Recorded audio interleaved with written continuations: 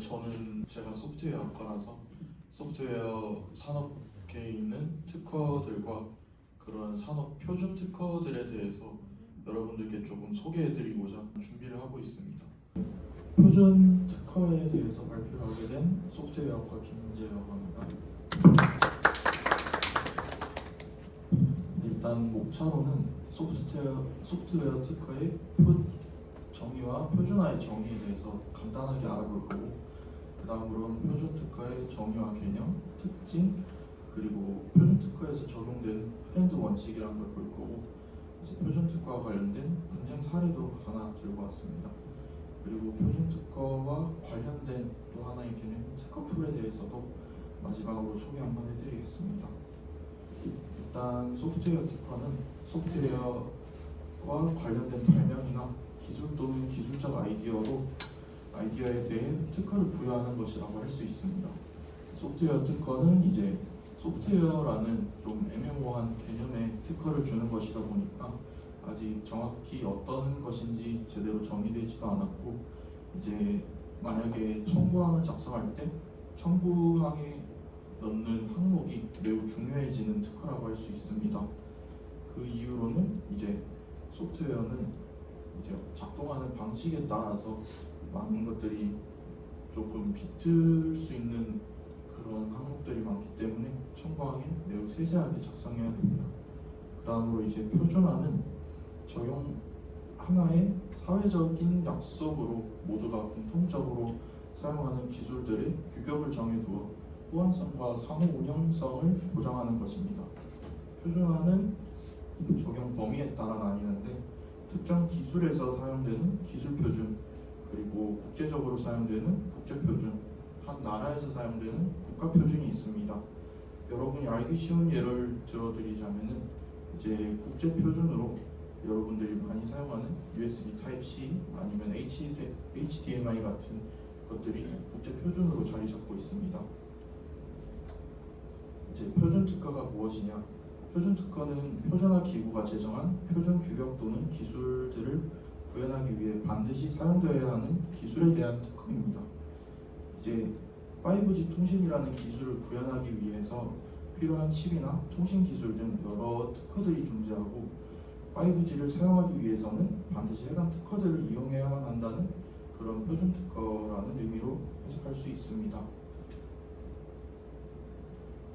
그래서 표준 특허와 우리가 수업 시간에 배웠던 일반적인 특허와 어떤 차이가 있냐면, 일반적인 특허는 이제 특정 발명에 대해 부여하고 적용 범위는 표준과 매우 무관한 일반적인 특허입니다.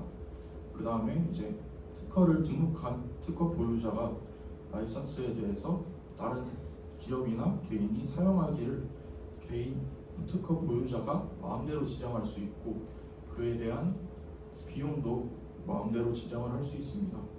그리고 일반적인 목적으로 발명 보호와 독점적인 사용을 보장하기 위해서 특허를 등록합니다. 표준 특허는 표준 기술을 구현하기 위해서 필수적인 특허로 이제 그 적용 범위가 표준 기술에 한정되어 있습니다. 그다음에 라이선스를 적용하기 위해서는 프렌드 원칙이라는 것을 사용합니다. 그리고 표준 특허는 그 표준 특허를 보유하고 있는 기업이나 개인이 마음대로 통제할 수 있는 것이 아니고 프렌드 조건 하에라면 누구나 접근 가능하도록 보장해야 합니다. 표준 특허의 장점으로는 이제 표준 특허는 기본적으로 청구항에 그 표준 문서와 일치되는 것으로 청구항을 작성해야 됩니다.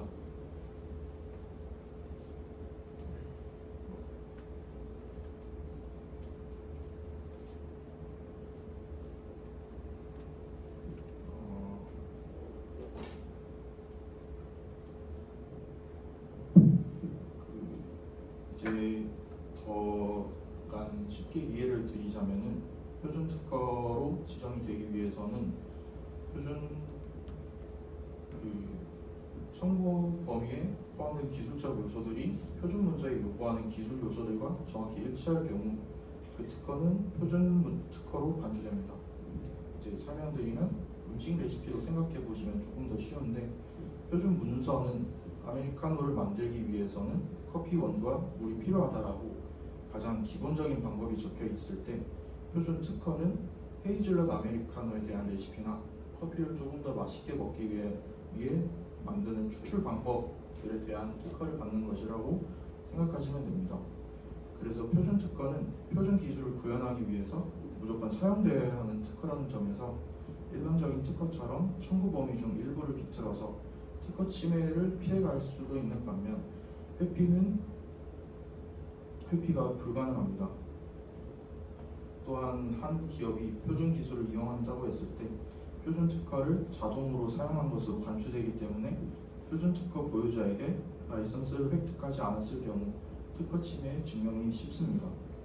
그리고 표준 기술이 전 세계적으로 사용되고 있으므로 시장 규모가 매우 큽니다. 이러한 표준 기술에 대한 표준 특허를 보유하고 있다면 많은 기업들이 표준 기술을 사용하기 위해 특허 보유 기업에 로열티를 지불할 수밖에 없기 때문에 경제적으로 많은 이익을 남길 수 있습니다. 표준 특허에는 이제 프렌드 원칙이라는 것을 적용하게 되는데, 프렌드의 원칙은 fair, reasonable, and no discriminatory, 약자로 공정성, 합리성, 비차별성을 의미합니다. 표준 특허는 표준 기술에 대한 특허이기에 한 기업이 한 표준 기술에 대한 특허를 독점한다면 그 기술의 발전이나 합법적인 경쟁을 막게 됩니다. 이를 방지하기 위해 프렌드 원칙을 사용합니다. 프렌드 원칙으로 표준 특허는 라이센스 제공이 균형이 있어야 하고 과도한 로열티나 특정 기업에 대해서만 유리하거나 불리한 조건을 적용하는 것을 막는 것입니다. 하지만 이러한 프렌드 원칙이 존재함에도 표준 특허와 관련한 분쟁도 빈번하게 발생하고 있습니다. 표준 특허의 분쟁 사례를 보겠습니다. 분쟁 사례 중에 애플은 여러분이 잘 아시다시피 아이폰을 만드는 기업으로 매우 유명한 기업입니다. 그 다음에 퀄컴, 애플과 퀄컴의 분쟁인데, 퀄컴은 미국의 무선 통신 개발 기업입니다. 여러분이 퀄컴을 어디서 들어볼 수 있냐? 애플이 M1, M2 칩을 만들듯이 퀄컴은 삼성 갤럭시에 들어가는 모뎀 칩을 만들고 있습니다. 퀄컴은 그래서 통신 개발 기업답게 통신에 대한 표준 특허들을 다수 보유하고 있습니다. 어떤 분쟁이 있었냐? 2017년에 애플이 아이폰 5G 아이폰을 개발하기 위해서 퀄컴으로부터 5G 모뎀 칩을 공급받기 위해 라이선스를 계약하는데, 퀄컴이 모뎀 칩에 대한 로열티를 받아야 되는데, 그것만이 아니라 그 모뎀 칩을 사용하는 모든 제품에 대해서 로열티를 요구했습니다. 애플은 이에 대해서 프렌드 원칙을 위반한다고 소송을 제기했습니다. 여러 분쟁 끝에 2019년에 양사는 합의를 통해서 해당 분쟁이 종료되었고, 이 사례는 추후 유사한 분쟁에서 중요한 선례가 되었습니다.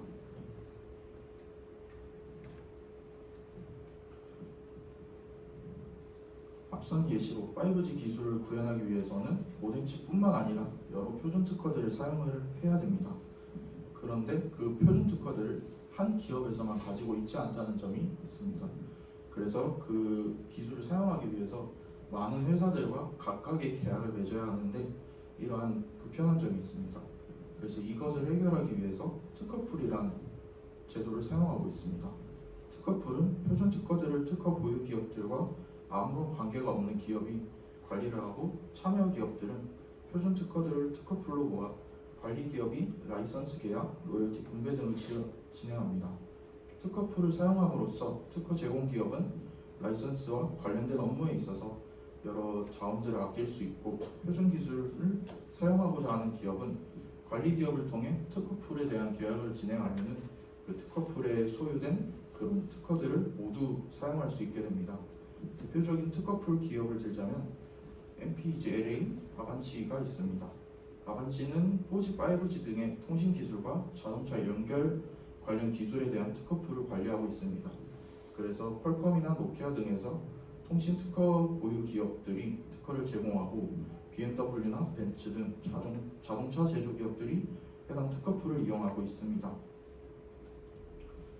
특허풀의 장점을 정리하면은 라이선스 절차 간소화, 안정적 수익 창출, 특허 분쟁 감소가 있습니다. 표준 특허들을 한 군데에 모아서 계약을 할 수 있도록 하였기에 시간과 비용 등 자원을 절약할 수 있습니다. 그리고 많은 기업들이 특허풀을 사용하면 특허 제공 기업은 별도의 복잡한 과정 없이 안정적으로 로열티 수익을 얻을 수 있다는 장점도 있습니다. 그리고 특허풀은 로열티나 조건에 있어서 명확한 기준을 가지고 진행하기 때문에 브랜드 원칙과 관련한 분쟁 감소를 기대할 수도 있습니다. 하지만 명확한 기준을 정하기 위해서 특허 전체에 대해 합리적인 로열티를 제공하도록 기준을 설정하기에 개별적으로 각각의 표준 특허에 대해 계약을 진행하는 것보다 낮은 수익률을 볼 수도 있습니다. 또 로열티 수익을 분배할 때 그 특허의 기여도에 따라서 보통 기준을 적는데 그 기준이 명확하지 않을 경우 특허 제공 기업끼리의 분쟁이 발생할 수도 있습니다. 발표는 여기까지입니다. 감사합니다.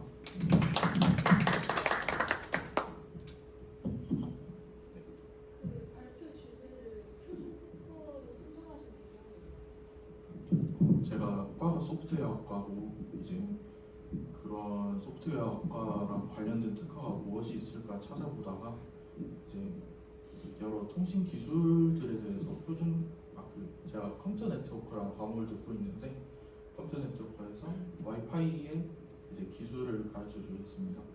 와이파이에 이제 사용되는 그 802.11이라고 와이파이를 설정하시다 보면 자주 보는 옵션인데 이게 표준 기술이라는 것을 알게 되었고 그 표준 기술에 대해서 특허가 있다는 것도 알게 되어서 이거를 소개해드리고자 했습니다.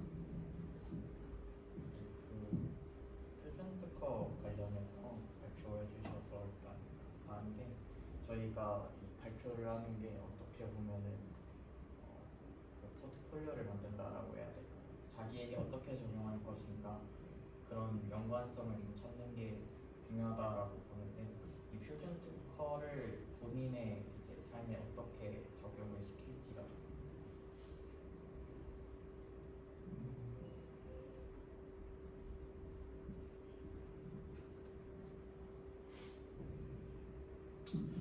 표준 특허를 제 삶에 어떻게 적용을 시키고자 한다면 아직은 조금 더 생각을 해봐야겠지만 조금 먼 미래나 조금 틀을 크게 잡는다면은 제가 그 표준 특허에 해당하는 기술들을 개발할 수도 있는 거고 아니면은 이제 있는 기술을 조금 더 발전시켜서 저만의 표준 특허를 등록할 수도 있다고 생각합니다. 이 기후과학과 차원입니다. 우리가 강의 시간에 파리조약에 대해서 배웠었잖아요. 파리조약뿐만 아니라 특허풀이라는 개념이 되게 신선하게 다가올 수 있었던 강의였던 것 같습니다. 제가 궁금한 거는 그 사례로 들어주신 것들이 대부분이 다 하드웨어 기술이나 혹은 통신 프로토콜 관련 어떤 규약 관련이었잖아요. 그런데 제가 인식하기로는 소프트웨어라고 하면 보통 GitHub에서 많이 나오는 GitHub를 비롯한 여러 커뮤니티에서 나오는 알고리즘이라던가 그 알고리즘을 구현하는 방식이라던가 이런 것들에 대해서도 특허라던가 혹은 창작성을 인정받을 수 있는 그런 방법이 없는지 한번 여쭤보고 싶습니다. 그런 방법이 아까 맨 첫 번째 페이지에서 보여드렸던 소프트웨어 특허라는 게 있는데 예. 이제 보통 제가 알고 있는 소프트웨어 업계는 보통 이제 알고리즘이나 그런 걸 깃허브에 올림으로써 모두에게 공개를 이미 해버리는 것이기 때문에 그래서 오픈 소스로 올린다고 생각을 해봐도 될 것 같습니다. 그래서 오픈 소스로 공개를 하게 되면은 그 오픈 소스 안에 있는 그 브랜드 원칙 같이 오픈 소스만의 규정들이 있습니다. 그래서 그 규정을 지켜가면서 자신의 프로그램에 그 오픈 소스를 가져와서 사용을 하고 이 오픈 소스는 어디서 온 거다라고 다른 한 페이지 구석에다가 다 기재를 해둡니다. 오픈 소스라고 해도 완전 프리 라이센스가 아니고 어느 정도의 카피라이트는 있다라는 의미이신가요? 네, 약간 대략적인 종류를 알려드리면 막 이거를 가져다 쓰되 수정은 절대 안 된다거나 아니면 수정은 해도 되는데 이걸로 경제적인 그런 활동을 못 한다던가 저작권처럼 그렇게 다 정해져 있습니다. 감사합니다.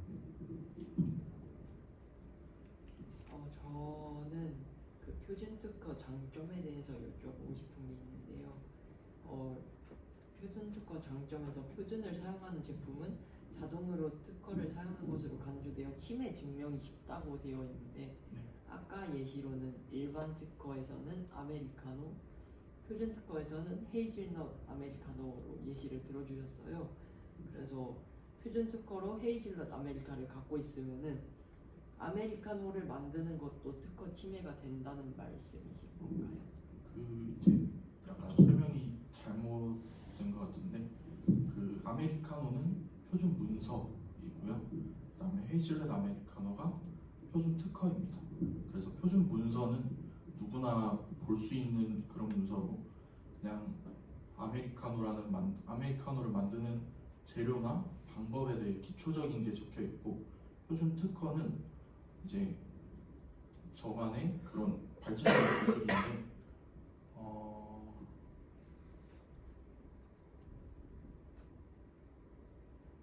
이제 표준 특허에 대한 기술이 아니라 표준 문서에 기재된 기술을 사용했을 때 특허 침해로 안 걸리냐를 질문하시는 거잖아요. 네.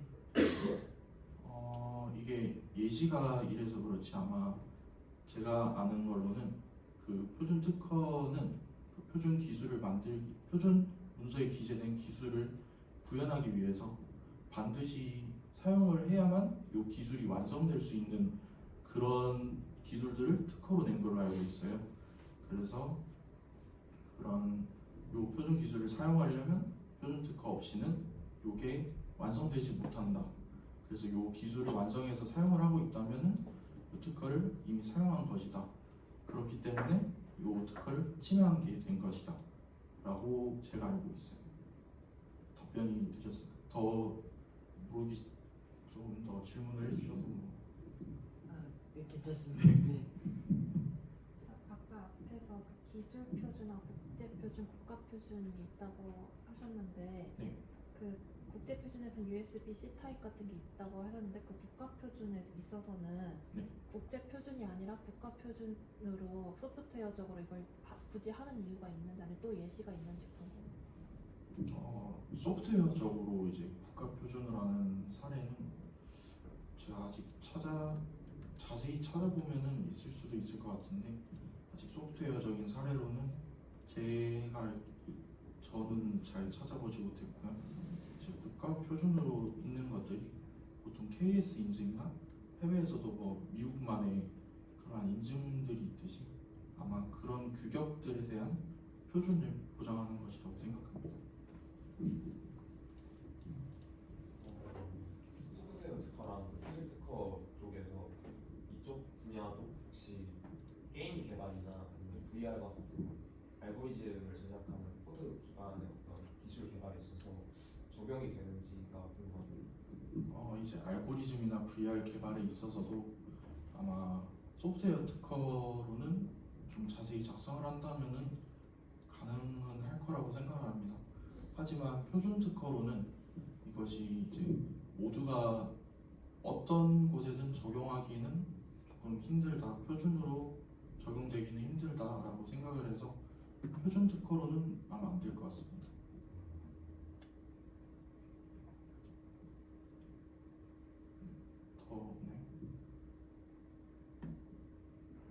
지금 그 특허라는 게 아이디어든 혹은 기술이든 구현 방법이든 제품이 되어야 제품을 개발을 해야 그 특허를 사용했다 혹은 특허를 침해했다 이런 판단 기준이 되는데 표준 특허라고 하시는 거는 표준이잖아요. 그 규약을 지켰다 혹은 이 규격을 사용했다 이런 건데 유형적인 USB-C 타입 같은 유형적인 형태의 표준 특허 말고 프로토콜이라던가 혹은 특정 주파수 대역을 어떤 장파나 어떤 단파를 사용해서 이렇게 통신을 한다 이런 것들도 제품화가 되었다라는 것을 쉽게 규명이 가능할까요?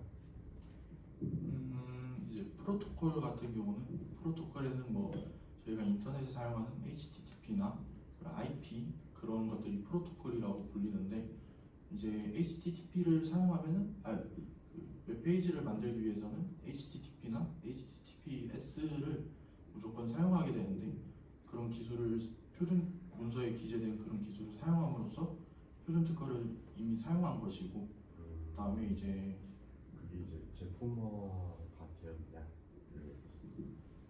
제품화 이제 웹페이지를 만든 것이 제품화라고 저는 생각을 합니다.